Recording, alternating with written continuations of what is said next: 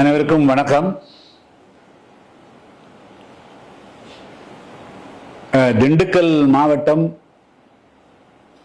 பழனி முருகன் கோவில் உடைய ஆளுமையின் கீழ் இருந்த தண்டபாணி சுவாமிகள் அறக்கட்டளைக்கு சொந்தமான, அதே சமயத்தில் முருகன் கோயிலுக்கு வரக்கூடிய பக்தர்களுடைய பல்வேறு விதமான தேவைகளை பூர்த்தி செய்யக்கூடிய வகையில் அன்னதானம் வழங்குவது உள்ளிட்ட பல்வேறு விதமான சேவைகளுக்காக அந்த நிலம் அந்த அறக்கட்டளையினுடைய ஸ்தாபகரால் கொடுக்கப்பட்டது.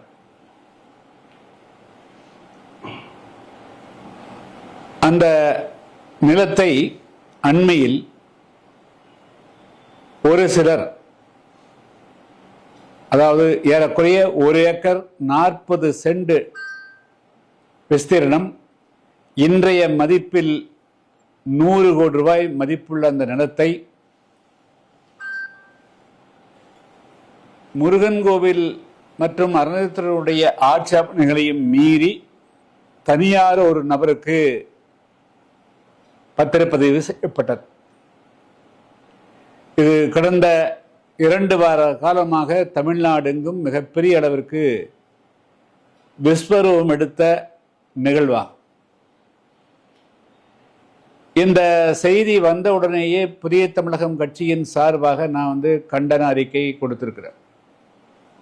எனவே அந்த இடத்தை பார்வையிட வேண்டும், அதனுடைய உண்மை நிலவரங்களை எல்லாம் தமிழ்நாட்டு மக்களுக்கு எடுத்து சொல்ல வேண்டும் என்ற அடிப்படையில் இன்று நான் பழனி அந்த இடத்தை பார்வையிட்டேன். இது பழனி கோவிலிருந்து மிக அருகாமல் இருக்கக்கூடிய இடம். இன்னும் சொல்ல போனால் விலை மதிப்பெற்ற இடம். 1 ஏக்கர் 40 சென்ட் நிலம் இப்பொழுது பழனியிலே இது போன்ற இடம் வாங்க வேண்டும் என்று சொன்னால் கூட கிடைக்காது. எனவே அதுக்கு 100 கோடி மதிப்பிட்டாலும் கூட அது 100 கோடி என்பதை காட்டிலும் வாங்கவே முடியாது என்ற நிலம் கிடைக்காது. ஸோ அது போன்ற ஒரு மதிப்புமிக்க நிலத்தை இப்பொழுது, அதாவது ஒரு அறக்கட்டளை ஒரு நல்ல நோக்கத்தோடு அந்த அறக்கட்டளை ஸ்தாபகர்கள் உருவாக்குகிறார்கள். அதை கோவிலுக்கு ஒப்படைத்து இந்தந்த காரியங்களுக்காக செலவழியுங்கள், இதை பயன்படுத்த சொல்லுகிறார்கள். எந்த காரணத்தை கொண்டும் எந்த சூழலில் இந்த நிலம் விற்பனை செய்யக்கூடாது என்ற சரத்தும் சேர்க்கப்பட்டிருக்கிறது. ஆனால் இதையெல்லாம் மீறக்கூடிய வகையில் ஜூலை மாதம் 3ஆம் தேதி அன்று அதனுடைய இந்த முருகதாஸ் என்பவர், அதாவது பத்திரப்பதிவு துறையில் அந்த பத்திரத்தை தாக்கல் செய்து 6ஆம் தேதி 7ஆம் தேதியில் அது நம்பர் செய்யப்பட்டிருக்கிறது. அது ஊடகவியலாளர்களுடைய ஒரு நல்ல முயற்சியின் காரணமாக அது வெளி உலகத்துக்கு கொண்டு வரப்பட்டிருக்கு. இப்பொழுது ஜூலை மாதம் 6ஆம் தேதி பத்திரப்பதிவுக்கு செய்யப்பட்டு இப்பொழுது 24 ஏறக்குறைய 18 நாட்கள் ஆகிவிட்டது, 2 வாரங்கள் ஆகிவிட்டது. ஆனால் இந்த நிலம் தெளிவாக நீதிமன்றங்கள் இந்த நிலத்தை விற்பனை செய்யக்கூடாது என்று உத்தரவு பிறப்பித்த பிறகு, இந்து அறநிலையத்துறையிலிருந்து பத்திரப்பதிவுத்துறைக்கு ஆட்சேபனை செய்த பிறகு இந்த நிலத்தை விற்பனையே செய்ய முடியாது என்று அந்த ஒரிஜினல் அறக்கட்டளையினுடைய நிபந்தனையாக இருக்கின்ற பொழுது, எப்படி அந்த பத்திரப்பதிவுத்துறை மட்டும் எல்லா விதமான ஆட்சேபனைகளை எல்லா விதமான எதிர்ப்புகளையும் தாண்டி அந்த நிலத்தை பதிவு செய்தார்கள் என்பதுதான் மிக முக்கியமான கேள்வி. இதில் பலவிதமான மர்மங்கள் இருக்குது. இந்த நிலத்தினுடைய, அதாவது 1 ஏக்கர் 40 சென்ட் இன்னைக்கு இந்த இடத்துல இந்த பழனியில் இருக்கக்கூடிய அந்த நிலத்திலிருந்து 1 சதுர அடி 2750 ரூபாய். அப்படி என்று சொன்னால் அது கைட்லைன்ஸ் வேல்யூ. அது அந்த கைட்லைன்ஸ் வேல்யூ போட்டாலே 16 கோடி ரூபா வந்து அதனுடைய மதிப்பு வருதுங்க. ஆனால் 16 கோடி அதில் 8ல் ஒரு பகுதியாக குறைச்சி 2 கோடிக்கு மட்டுமே வந்து அது பத்திரப்பதிவு செய்யப்பட்டிருக்குது. அதற்கு உண்டான பத்திரவு கட்டணம் தான் வந்து 14 லட்சம் ரூபாய் செலுத்தப்பட்டிருக்கிறது. மேலும் இந்த டிரான்சாக்ஷன், இந்த பரிவர்த்தனையில் நிலம் வித்த, அதாவது இந்த நிலம் அந்த வித்தவர் எனக்கு வந்து விழுப்புரத்தில் இன்னொரு ட்ரஸ்ட் இருக்குது, கோயில் இருக்குது, நான் அதை விரிவுபடுத்த போகிறேன், எனக்கு ரொம்ப அவசரத்துக்கு காசு வேண்டிக்குது, பணம் வேண்டிக்குன்னு சொன்னவர் வெறும் செக்கை மட்டும் வாங்கினா எப்படி? அப்ப 4 செக்கு, அந்த செக்கு கொடுத்தவங்க வித்த, அதாவது வந்து வாங்கினவங்க கிட்ட செக்கில் வந்து எந்த பெருசா பணம் இல்லை. ஆனா 4 செக்கை மட்டும் வாங்கிட்டு அவர் எப்படி வந்து ஒரு பரிவர்த்தனை நடக்கும்? இதை யார் நம்புறது? எவ்வளவு மதிப்புள்ள, அவருக்கே அவசரமா தேவைப்படுது, அவர் வந்து அங்க ஒரு பெரிய அறக்கட்டளை விசாரின்னு சொல்றாரு. அது முதல்ல வந்து அந்த அறக்கட்டளை விற்கிறதுக்கு, அந்த சொத்தை விற்கிறதுக்கு அவருக்கு எந்த விதமான உரிமையும் கிடையாது.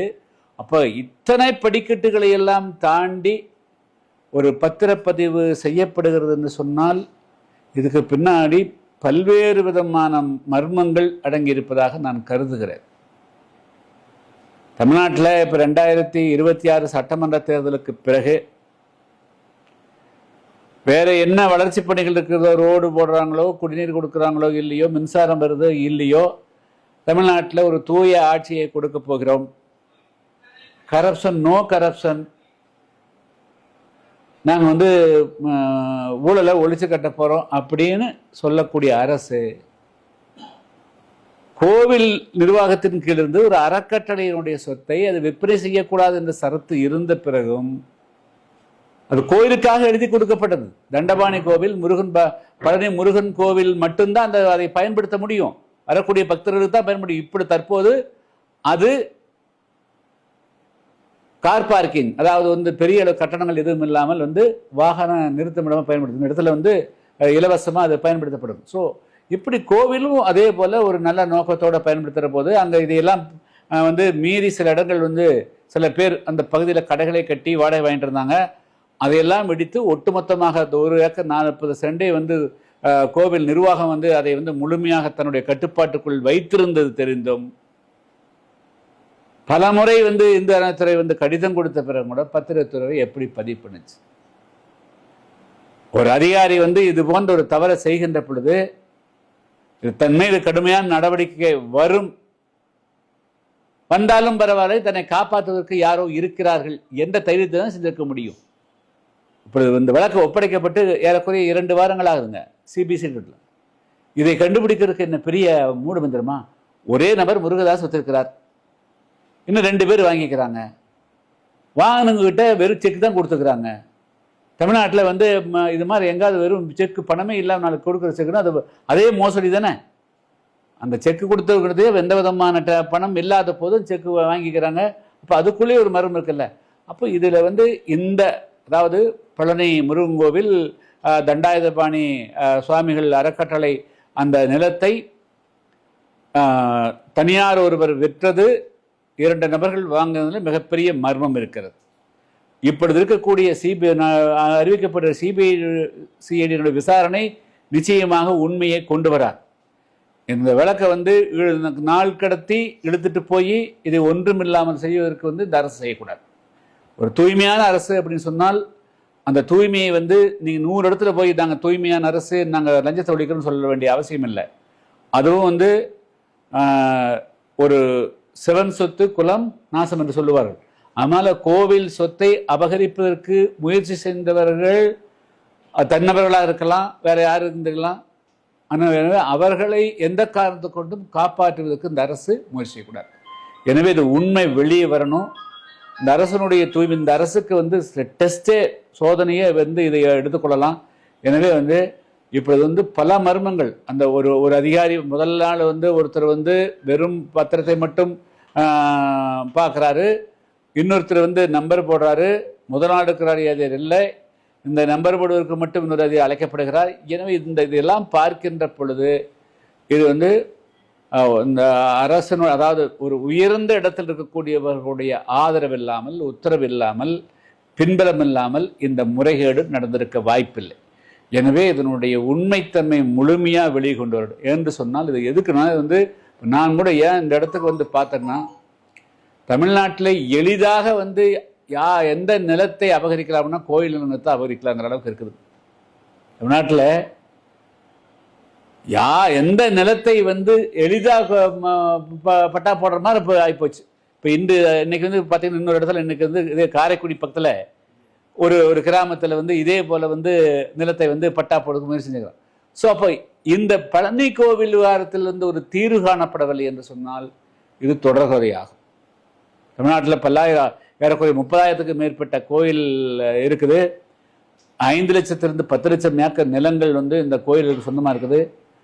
இந்த தவறை அனுமதித்தால் இதுக்கு காரணமானவர்கள் கண்டுபிடிக்கப்பட வேண்டிய தண்டிக்கப்படவில்லை என்று சொன்னால் இன்னும் பழனி கோயிலில் என்ன செஞ்சுட்டாங்க, நாமும் செய்வோம் என்று நிலைமை வரும். அதிகாரிகளுக்கு வந்து ஒரு வருஷம் ஒரு 10 வருஷம் 15 வருஷம் வேலை செஞ்சாலே ஒரு 50 லட்சம் வரக்கூடியதை 100 கோடி ரூபாய் சொத்துல 1 கோடி 2 கோடி கொடுத்து போனால் போயிட்டு போகுது. ஒரு உத்தரவுலேயே வாங்கிக்கிறோம். எதுக்கு 30 வருஷம் வேலை செய்யணும், 20 வருஷம் வேலை செய்யுங்கிற எண்ணங்கள் வரும். எனவே ஒரு பத்திரத்திலேயே அவன் வாழ்நாளுக்கு உண்டான சம்பாதிச்சு அவன் பாட்டில் போயிடுவான். ஸோ அதனால் வந்து இதை வந்து ஒரு முன்னுதாரணமாக எடுத்துக்கொண்டு இனிமேல் எந்த பகுதியிலும் எந்த இடத்துலையும் கோவில் நிலங்கள் அபகரிக்கப்படுவதை தடுப்பதற்கு இந்த அரசு கடுமையாக நடவடிக்கை எடுக்கணும். இந்த வழக்கு சிபிசிஐடியால் உண்மை வெளிக்கொணர்ப்பதற்குண்டான எந்த வாய்ப்பும் இல்லை. அதனால் சிபிஐ இடத்துல இந்த வழக்கை ஒப்படைக்க வேண்டும் என்பதுதான் என்னோட புதிய தமிழக கட்சியோட நிலைப்பாடாகும். அதைத்தான் தமிழ்நாடு அரசுக்கு நான் வந்து வலியுறுத்துகிறேன். தமிழக அரசு சார்பில் வந்து இந்த கோயில் நிலங்களை அபகரிச்சு வச்சிருக்கவங்க இந்த 2 குழு வச்சிருக்காங்க. அதாவது அறநிலையத்துறையும் ரெவென்யூ சேர்ந்து ஒரு குழு வச்சிருக்காங்க. இந்த மாதிரி அபகரிச்சு வச்சிருக்கவங்கள கண்டுபிடிச்சு கோயிலுக்கு சார் நீங்க வந்து குழு அப்புறம் வேலை செய்யட்டுங்க, குழுப்பாட்டில் வேலை செய். இப்பொழுது முதல்ல கண்கூட நடைபெற்றதுங்க, எல்லாரும் கண்ணுதிர நடைபெற்றது. பட்டப்பகல்ல ஒரு நில அபகரிப்பு நடந்திருக்குது. இந்த அந்த யார் குழு போட்டாலும் முதல்ல இதுக்கு ஒரு தீர்வு காண்டுங்க. இங்கே இப்போ தண்டாயுதபாணி அறக்கட்டளை சொத்து விற்கக்கூடாது என்று இருந்த பிறகும் தனியார் வந்து அதை விற்றிருக்கிறாங்க. அதுக்கு பத்திரத்துறை உடந்தையாக இருந்திருக்குது. இதுக்கு முதல்ல தீர்வு வரட்டுங்க. ஏன் இன்னைக்கு வெல்லும் கூட அந்த வித்தவரும் கைது செய்யப்படல, வாங்கணும் கைது செய்யப்படலையே, ஒருத்தரையுமே கைது செய்யவே இல்லையே. அப்படின்னா என்ன அர்த்தம்? அப்போ வந்து ஒட்டுமொத்தமாக இந்த பத்திரப்பதிவுக்கு மோசடியாக இருந்த அந்த விற்பனையாளர், வாங்கினவர்கள், சாட்சி கையெழுத்திட்டவர்கள், அதே போல வந்து பத்திரத்தை தயார் பண்ணி கொடுத்தவர், அதிகாரிகள் எல்லோரையும் காப்பாற்றினா அப்போ ஒரு மிகப்பெரிய சக்தி இல்லாமல், பின்பலம் இல்லாமல் இதை எப்படி செய்ய முடியும்? அதனால இதை வந்து எளிதாக எடுத்துக்கொள்ளக்கூடாது. தேவைப்படுகின்ற பொழுது நாங்கள் வந்து எல்லாத்தையும் திரட்டையும் கூட மிகப்பெரிய போராட்டம் நடத்த வேண்டிய சூழ்நிலை வந்தால் போராட்டம் நடத்துவோம். அவங்க வந்து நடவடிக்கை தொடர்ந்து போயிட்டு இருக்குன்னு சொல்றாங்க. தொடர்ந்து சிபிஐக்கு வந்து எல்லாருமே சிபிஐ விசாரணை சரியா இருக்கும் இல்லைங்க. அதை வந்து சிபிசிஐடி மாநில அரசனுடைய கட்டுப்பாட்டில் இருக்கக்கூடியதுங்க. சிபிஐ வந்து எந்த விதமான கட்டுப்பாட்டில் இல்லாமல் இருக்கக்கூடியது வந்து சென்ட்ரல் இது. ஸோ இது வந்து மாநில பத்திரத்துறை வந்து செய்திருக்கக்கூடிய தவறு. ஸோ அப்போ பத்திரத்துறை வந்து அதனால்தான் வந்து சந்தேகங்கள், இது யார் தமிழ்நாட்டில் இருக்கக்கூடியவர்கள், அதிகாரத்தில் இருக்கக்கூடியவர்கள் யாரும் உடந்தையாக இருக்கிறாங்கிறதான குற்றச்சாட்டு. அப்போ வந்து அதே துறை, அதே மாநிலத்தில் இருக்கக்கூடிய அரசனுடைய எந்த துறை விசாரித்தாலும் அது உண்மை கொண்டு வர முடியாது.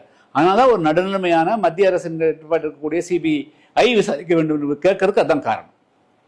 தமிழக முதல்வர் இது மாதிரி பிரச்சனைகள் எதுவும் தமிழ்நாட்டில் எந்த பிரச்சனை வந்தாலும் அது சம்பந்தமா எதுவுமே பேச மாட்டேங்கிறாரு. அதை எப்படி பாக்குறீங்க? முதலமைச்சர் எந்த பதிலுமே சொல்றாங்க. பேசாம இருக்கிறது ரொம்ப ஆபத்தில் போய் முடியுங்க. அது வேணா அவருடைய தனிப்பட்ட வாழ்க்கையில அவர் வந்து திரைப்பட நடிகராக இருந்த போது அவருடைய பழக்கமே எப்படி இருந்துக்கலாம், எல்லாம் அப்படிதான் சொல்றாங்க, அது வேற. ஆனால் இது வந்து பப்ளிக்கோட டிரான்சாக்ட் பண்ணணும், பப்ளிக்கோட தொடர்பில் இருக்க வேண்டிய துறை. அதனால நடக்கூடிய எல்லா சம்பவத்துக்கும் அவர் வந்து பதில் சொல்றதில்லை.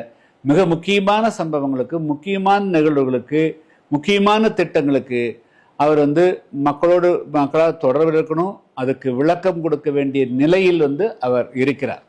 எனவே மௌனம் சாதிப்பது வந்து அது பல நேரங்களில் அப்புறம் இட்டுள்ள அமௌண்ட் ஒன்னொன்னா சேர்ந்து அது மிகப்பெரிய பிரச்சனையா முடியும்.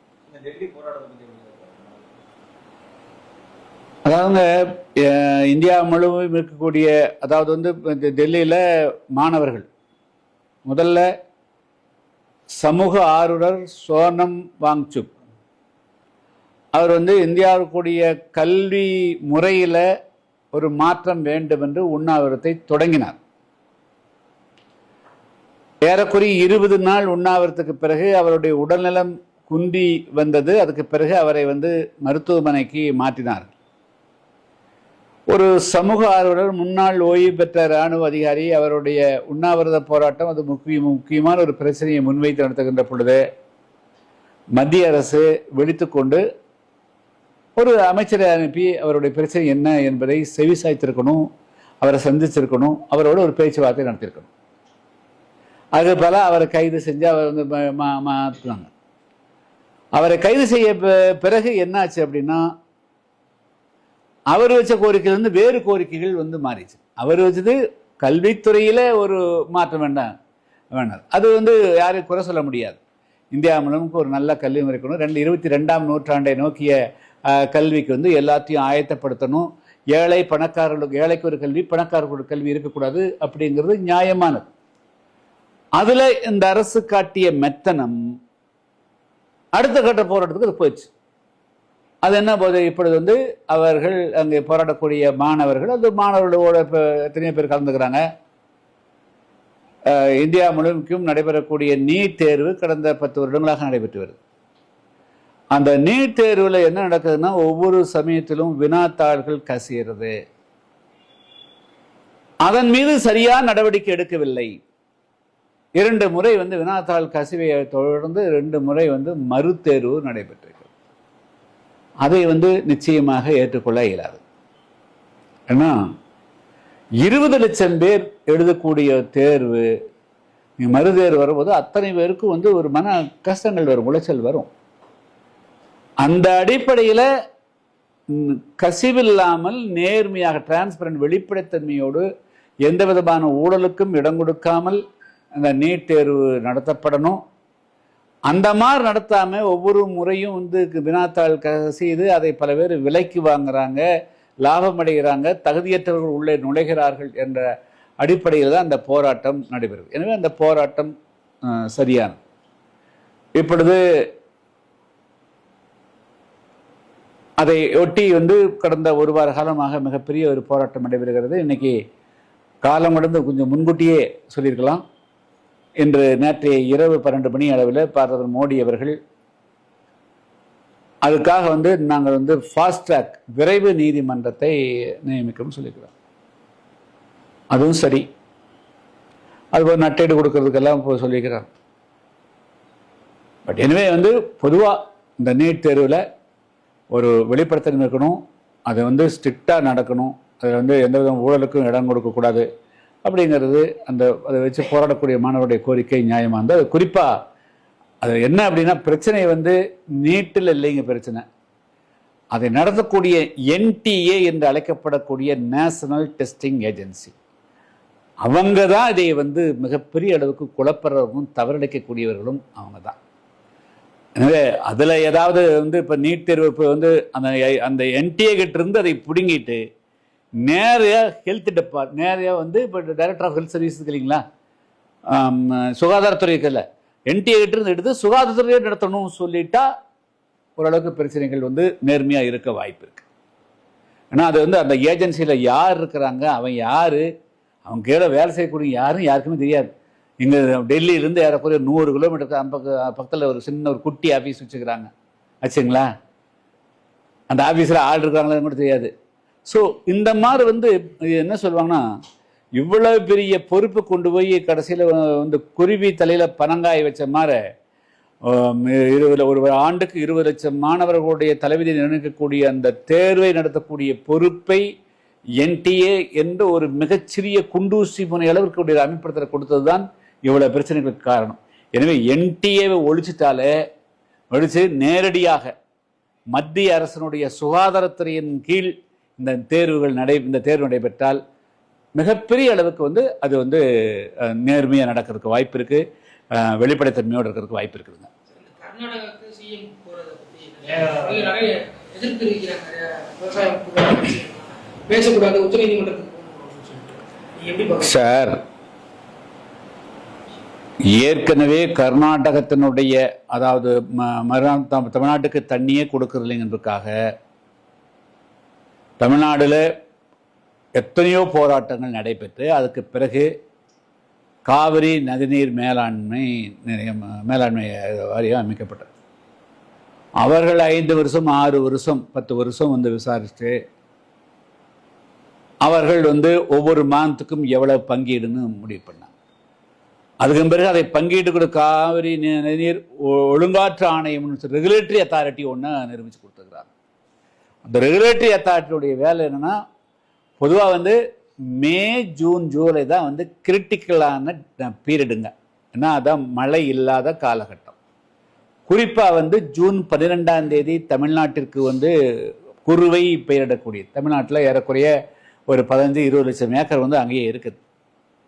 இந்த ஆண்டு மே மாதத்தில் 9.12 டிஎம்சி தண்ணி திறந்து விட்டுருக்கணும், அவங்க விடலை. அதுக்கு பிறகு ஒரு 14 டிஎம்சி வந்திருக்கணுங்க, அதுவும் வரல. ஜூலை மாதத்துக்கு 20 டிஎம்சி வரணும், ஏறக்குறைய 40-45 டிஎம்சி தண்ணீர் வந்து மே ஜூன் ஜூலையில் வந்திருக்கணுங்க. அப்போ என்ன ஆச்சுன்னா ஒரு போக விளைச்சலே இல்லாமல் போயிடுச்சு. மே மாதம் 10ஆம் தேதி தமிழ்நாட்டினுடைய முதலமைச்சராக விஜய் அவர்கள் பதவியேற்றார். 13ஆம் தேதி நம்பிக்கை வாக்கெடுப்பிலே வெற்றி பெற்றார். ஏறக்குறைய 2 மாதம் முடிச்சு போச்சுங்களா. தமிழ்நாட்டினுடைய மிக முக்கிய வந்து பாக்கி எல்லா பிரச்சனையும் வேறு வேறு பிரச்சனைகள். தமிழ்நாட்டுடைய ஜீவாதாரமாக, தமிழ்நாட்டுடைய மிக முக்கியமாக நெற்களஞ்சியமாக இருக்கக்கூடிய இந்த டெல்டா பகுதியில் ஒரு குருவையே அடிபட்டு போச்சு, ஒரு போக சாகுபடி அடிபட்டு போச்சு. நீங்கள் வந்து உடனடியாக செயல்பட்டுக்கணும். நாங்கள் எல்லாமே வந்து நாங்கள் என்ன சொல்லுவோம், உடனடியாக நீங்கள் வந்து அனைத்து கட்சியை கூட்டுங்க, தமிழ்நாட்டில் எல்லா அரசியல் கட்சிகளையும் கூட்டுங்க, விவசாய சங்கங்களை கூப்பிட்டுங்க, சமூகங்களை கூப்பிட்டுட்டு ஒரு 300-400 பேர் இங்கிருந்து டெல்லி சென்று பாரத பிரதமரை சந்தித்து சட்டப்படி நியாயப்படி சுப்ரீம் கோர்ட்டும் அதை உறுதி செஞ்சு தமிழ்நாட்டுக்கு மே மாதம் எவ்வளவு, ஜூன் மாதம் எவ்வளவு, ஜூலை மாதம் எவ்வளவுன்னு வரையறை செஞ்சுட்டாங்க. அது வந்து சட்டமாக இருந்தது. இந்த சட்டத்தை அமல்படுத்துறதுக்கு வந்து மாநில அரசு தயங்குங்க போது மத்திய அரசு தான் அதுக்கு அழுத்தம் கொடுக்க முடியும். மத்திய அரசு தான் அழுத்தம் கொடுக்க முடியும்.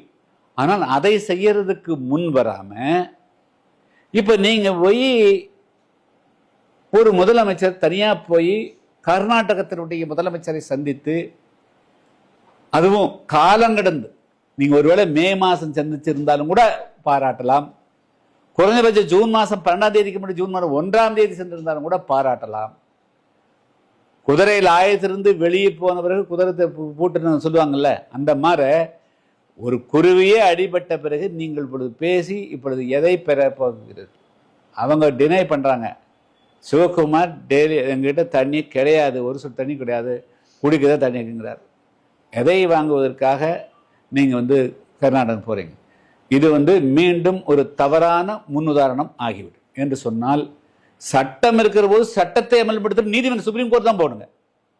தமிழ்நாடு அரசு இந்நேரம் மே மாதம் அந்த 9.214 டிஎம்சி கொடுக்காத போது, ஜூன் மாதத்துக்கு டிஸ்டஸ் கொடுக்காத போது, ஜூலை மாதம் வரும்போது உச்சநீதிமன்றம் போயிருக்கணும்.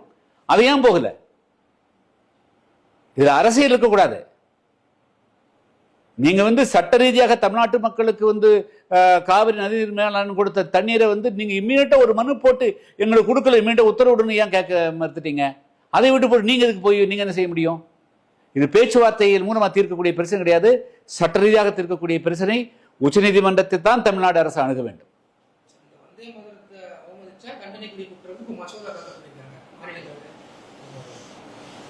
இது சொல்லணுமா? நல்ல நிறைய விஷயம் வந்துச்சு, அதை விட்டுருங்க.